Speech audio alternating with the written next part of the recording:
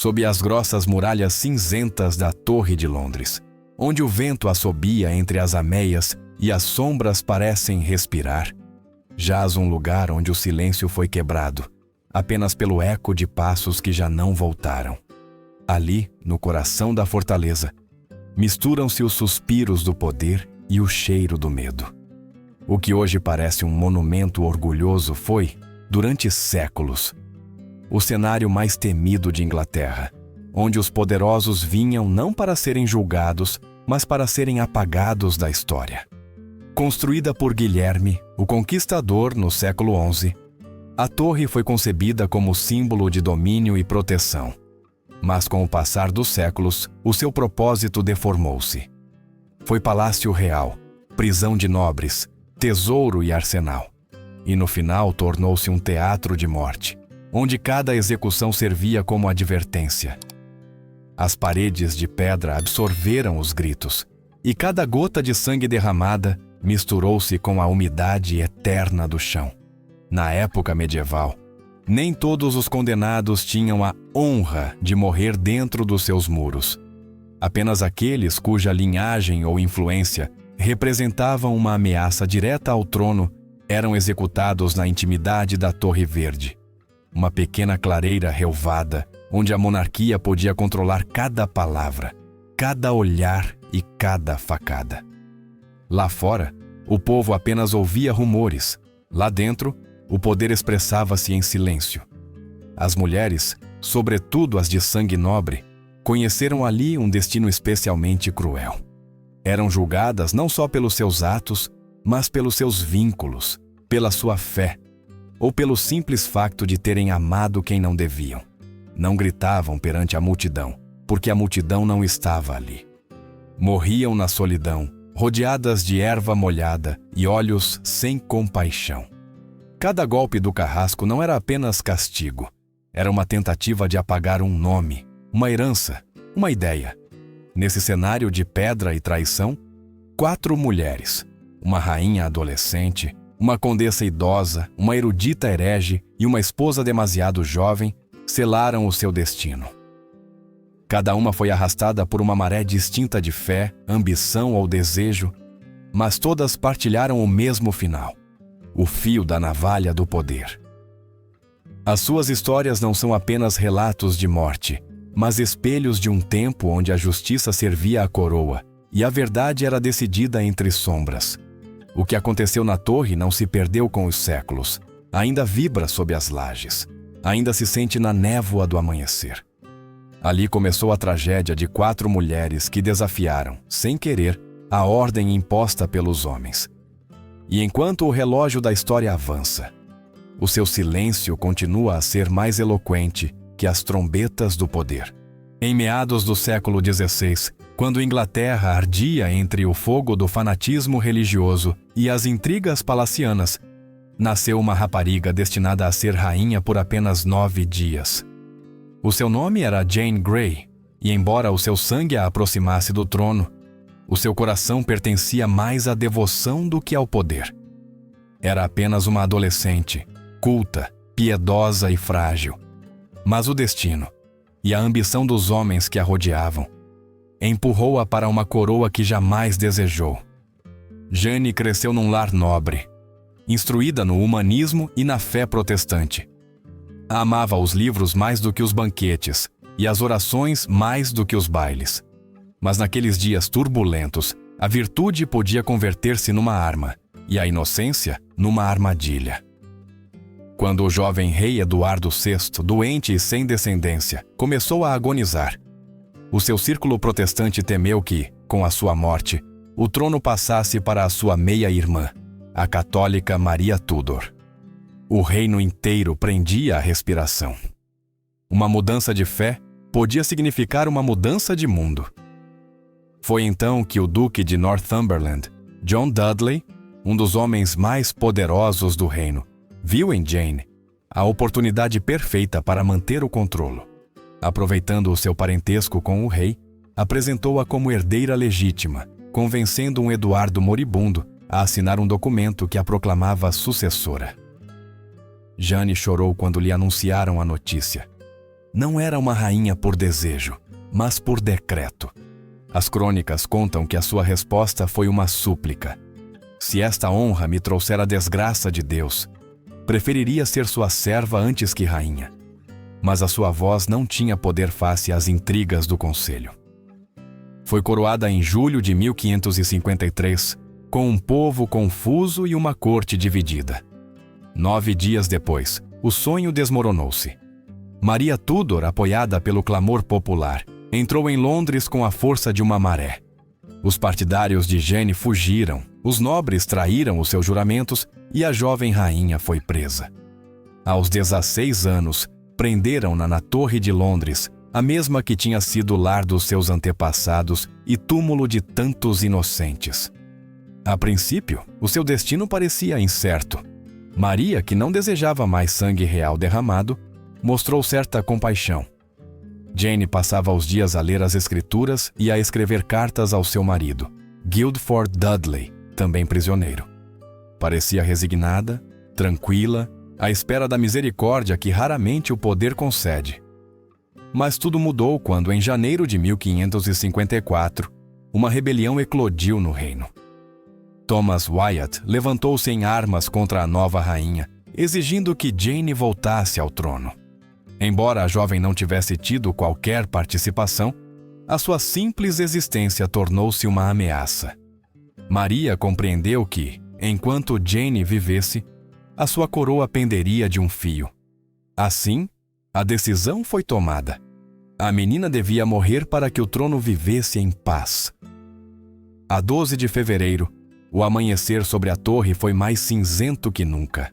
A neblina cobria a relva de Tower Green, enquanto Jane caminhava lentamente para o cadafalso, vestida de negro, com um pequeno livro de orações nas mãos. As testemunhas descreveram o seu passo firme, o seu rosto sereno. Antes de morrer, falou com voz clara: "Estou aqui por lei, condenada a morrer.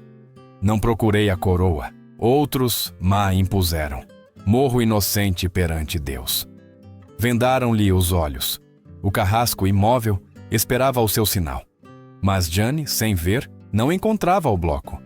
Estendeu as mãos, procurando no nada, e com voz trêmula perguntou: "Onde está? O que devo fazer?" Um dos presentes guiou-a suavemente e ela apoiou a cabeça. Um instante de silêncio, um suspiro do vento, e o golpe caiu. Tinha 16 anos, uma menina convertida em rainha, uma rainha convertida em advertência.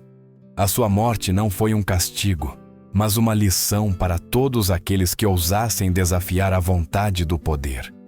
Os cronistas da época dizem que o carrasco chorou. Outros asseguram que no instante em que a sua cabeça tocou o chão, uma revoada de corvos sobrevoou a torre, grasnando sobre o céu nublado de Londres. A história não o confirma, mas não o nega. Lady Jane Grey morreu sem ter cometido um crime. Morreu pela ambição dos homens que a manipularam, pelas rivalidades de uma fé em guerra consigo mesma. Morreu, sobretudo, porque o poder nunca tolera na inocência. E, no entanto, o seu nome sobreviveu, resistindo aos séculos. Os muros da torre ainda sussurram a sua oração. Ali, onde o ferro e a fé se confundiram, uma rapariga demonstrou que a pureza, mesmo condenada, pode ser mais forte que o trono. Antes que a torre reclamasse a rainha menina, já tinha devorado uma mulher idosa, cuja vida abrangeu 3 dinastias e demasiadas traições. O seu nome era Margaret Pole, condessa de Salisbury, e nas suas veias corria o sangue mais perigoso de Inglaterra, o dos Plantagenet, a casa que tinha governado antes dos Tudor. Essa herança, que alguma vez foi motivo de orgulho, tornou-se a sua sentença. Margaret nasceu num tempo convulso, quando os tronos eram disputados com espadas e o apelido correto podia valer tanto como uma vida. Era filha de George, duque de Clarence, irmão do rei Eduardo IV, o que a fazia prima de reis e tia de príncipes. Durante anos, sobreviveu ao caos da Guerra das Rosas, essa interminável luta entre os Lancaster e os York. Soube calar-se quando outros morriam, soube inclinar a cabeça quando os ventos do poder mudavam. E quando Henrique VIII subiu ao trono, parecia que a sua sorte finalmente tinha encontrado calma. O jovem monarca favoreceu-a a princípio, devolveu-lhe suas terras, títulos e nomeou-a institutriz da sua filha Maria. A condessa, leal e discreta, servia o rei com dignidade e prudência. Mas na corte dos Tudor, o afeto real era tão instável como o clima inglês. Tudo mudou quando Henrique rompeu com a Igreja de Roma. O divórcio com Catarina de Aragão, a excomunhão do Papa e o nascimento da Igreja Anglicana abriram uma fenda que dividiu o reino e as famílias. Margaret, católica devota, observava em silêncio como o seu mundo se desmoronava. O seu filho mais velho, Reginald Pole, tinha se tornado cardeal e de Roma escreveu duras cartas condenando o rei, chamando-lhe tirano e usurpador. Não houve acusação mais perigosa. Embora a condessa não tenha participado nas palavras do seu filho, o seu sangue traiu-a mais uma vez. Na mente de Henrique, o parentesco equivalia à cumplicidade. Em 1538, sem julgamento nem provas, Margaret foi presa. A idosa de quase 70 anos foi conduzida à Torre de Londres, o mesmo lugar onde os seus antepassados tinham combatido pelo trono.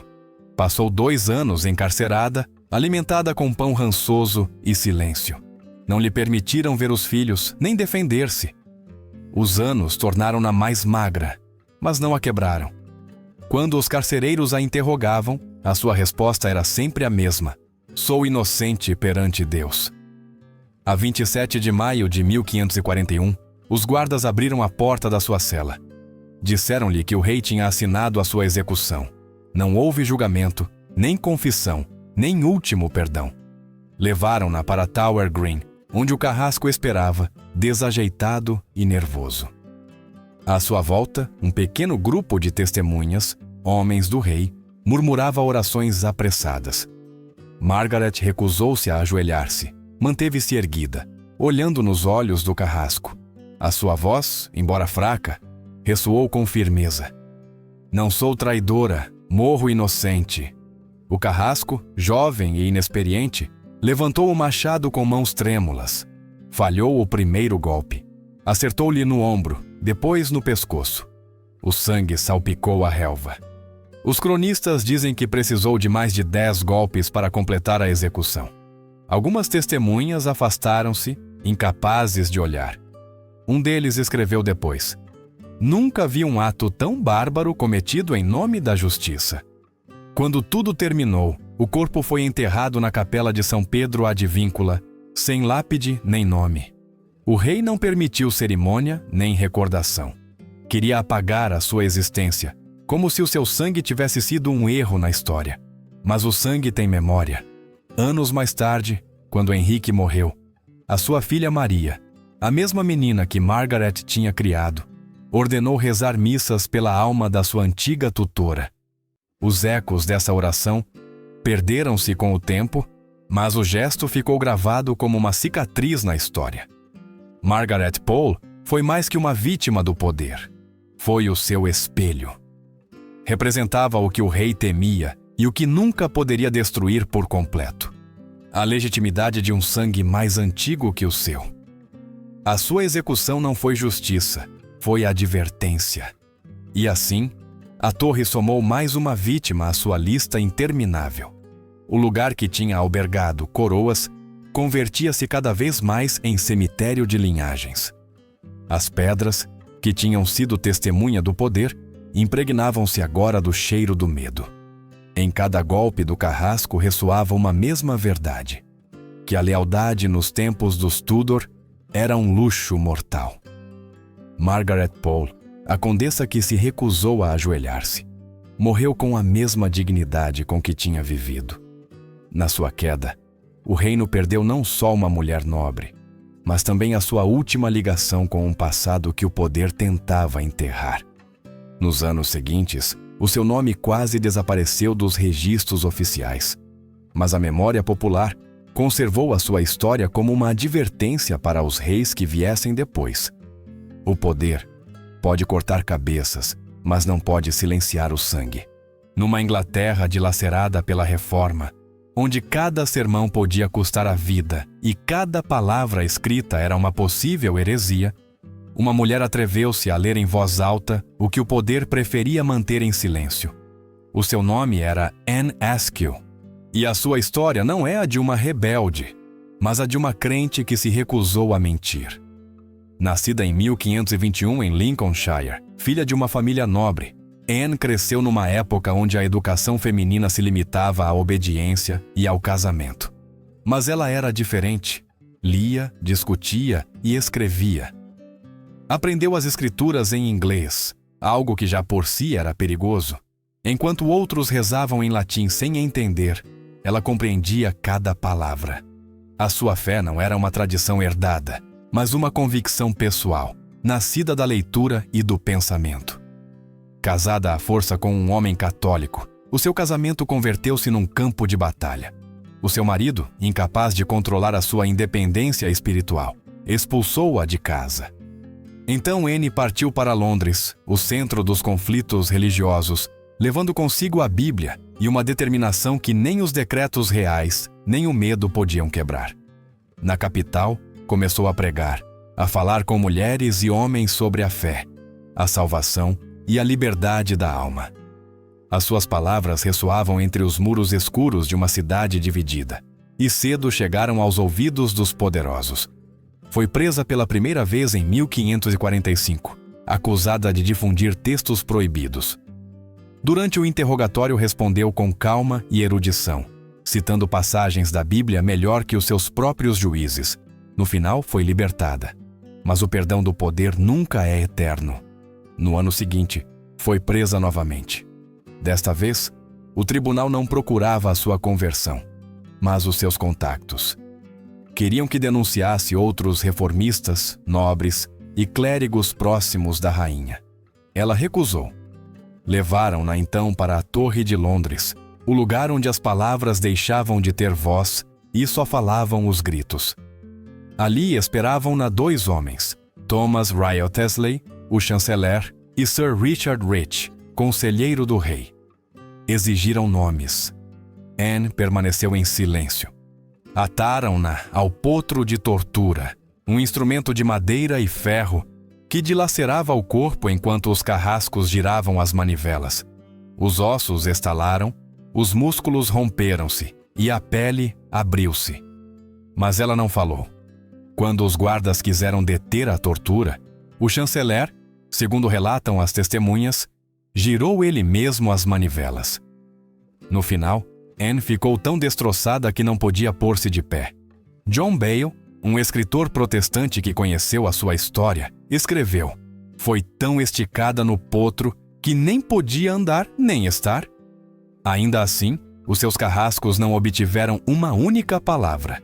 Levaram-na de volta à sua cela, onde escreveu com os dedos trêmulos o seu testemunho, The Examinations of Anne Askew. Nessas páginas deixou constância da sua fé, da sua dor e da sua decisão de não renunciar à verdade. A 16 de julho de 1546, tiraram-na da torre. Não podia andar, então levaram-na numa cadeira até Smithfield, onde a esperava a fogueira. Usava um vestido branco, o rosto pálido, as mãos atadas ao peito. Ataram-na ao poste e penduraram do seu corpo um pequeno saco de pólvora, um gesto de falsa misericórdia para acelerar a morte. Entre os presentes, havia sacerdotes que lhe ofereciam o perdão se negasse a sua fé. Anne, olhando para o céu cinzento, respondeu com serenidade: "Não desejo outra mediação que a de Cristo." Quando as chamas começaram a subir, não gritou. O fogo envolveu-a, e durante uns segundos, pareceu que o próprio ar prendia a respiração. Depois, um estrondo silenciou tudo. A pólvora tinha feito o seu trabalho. Tinha 25 anos. Mas o que o fogo consumiu, as palavras preservaram. O seu testemunho foi publicado em segredo e circulou entre os crentes. Nele, Anne não se mostrava como vítima, mas como testemunha de uma fé inabalável. Preferiria ler 5 linhas da Bíblia que ouvir 5 missas na igreja, tinha escrito antes de morrer. Essa frase, simples e mortal, ressoou durante gerações. O caso de Anne Askill foi mais que um episódio religioso. Foi uma advertência a todos os que ousassem pensar por si mesmos. Para a coroa, foi uma vitória. Para a história, foi o nascimento de uma mártir. Hoje, na capela de São Pedro Advíncula, onde repousam os restos dos executados da torre, não há lápide com o seu nome. Mas cada vez que alguém abre uma Bíblia em inglês, sem medo, o seu espírito volta a falar. Anne Askill não foi derrotada pelo fogo. Foi purificada por ele. Quando a juventude entra num palácio velho, costuma crer que o amor pode amolecer o ferro do poder. Mas na corte de Henrique VIII, o amor era um jogo onde o preço era sempre a cabeça. Catherine Howard, prima de Ana Bolena e quinta esposa do rei, foi a última flor de um jardim murcho. Bela, alegre e apenas uma rapariga, pensou que podia dar ao monarca o que nenhuma outra tinha conseguido: ternura. Não sabia que a ternura era um crime. Nascida por volta de 1520, Catherine cresceu na casa da duquesa viúva de Norfolk, um lugar onde as normas morais eram tão frágeis como os muros que separavam as donzelas dos seus tutores. Ali aprendeu a dançar, a sorrir e também a flertar. Não recebeu educação política nem religiosa, só a arte de agradar. Aos 17 anos, o seu destino mudou quando o rei Henrique, velho, doente e cansado do seu falhado casamento com Ana de Cleves, a viu. Aquela rapariga radiante fê-lo sentir-se jovem outra vez. Catherine foi apresentada como um sopro de pureza, uma rosa sem espinhos. Em 1540, casou-se com o rei numa cerimônia sumptuosa, enquanto os cortesãos murmuravam sobre o seu passado. O monarca, obeso e com a perna gangrenada, passeava-se junto à sua esposa adolescente, como se o tempo tivesse recuado. Durante um breve verão, a corte pareceu renascer.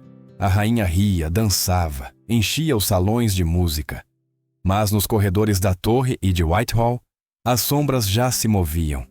Entre os criados do rei, circulavam rumores.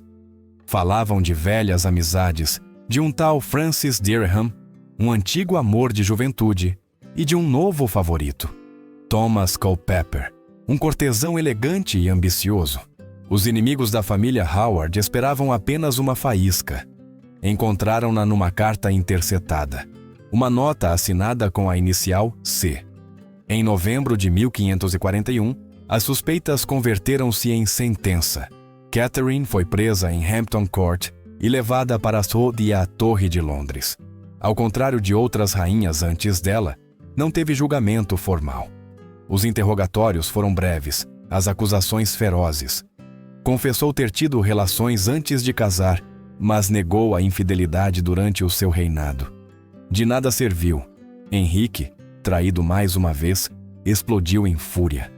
A jovem rainha passou os seus últimos dias numa cela fria, a rezar e a chorar, enquanto os ecos da corte preparavam o seu epitáfio.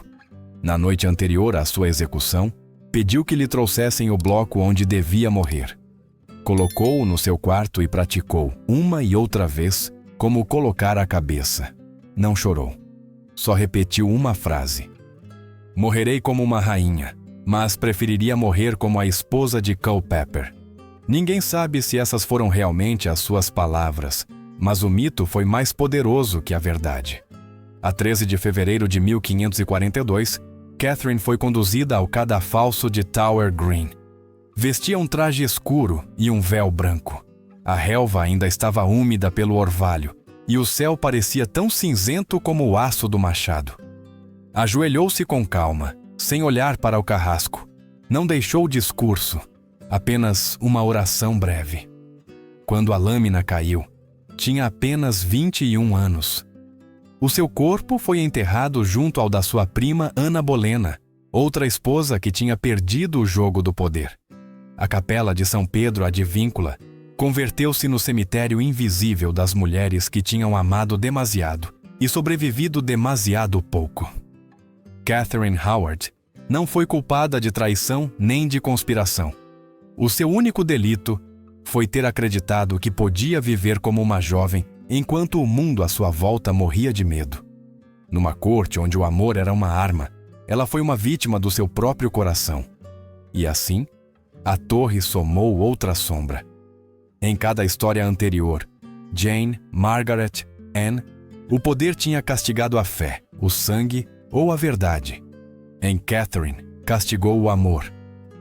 Dizem que nas noites mais frias, quando a neblina cobre o Tamisa, pode ouvir-se o som de um vestido arrastar-se pelo corredor da torre. É a rainha sem espinhos, procurando ainda o perdão que a história lhe negou. Nos corredores gelados da Torre de Londres, as vozes das mulheres que ali morreram não se extinguiram.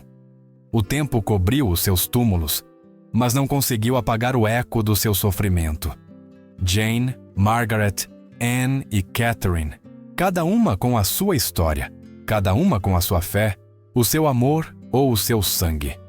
Partilharam um mesmo destino: ser sacrificadas em nome da ordem, da honra e do medo. 4 mulheres distintas, mas um mesmo carrasco: o poder. A torre foi mais que uma prisão. Foi um espelho onde a alma do reino se refletia nua. Cada execução privada em Tower Green foi uma lição, uma advertência a todo aquele que ousasse pensar diferente, amar diferente ou crer diferente. Naquele relvado encharcado pela chuva inglesa, o poder não só cortava cabeças, moldava a história. Lady Jane Grey morreu pela ambição de outros, vítima de um trono que nunca quis. Margaret Pole morreu pela sua linhagem, por ser o último fio de uma dinastia que o rei temia. Anne Askew morreu pela palavra escrita, por atrever-se a ler o que o poder queria manter oculto. Catherine Howard morreu por amor, por confundir os batimentos do coração com a liberdade. Nenhuma delas procurou a coroa, nem a glória, nem a rebelião. Mas todas se converteram em mártires involuntárias de um tempo que confundia a obediência com a virtude. Hoje, séculos depois, os seus nomes ainda se sussurram entre as pedras úmidas e as torres vigilantes.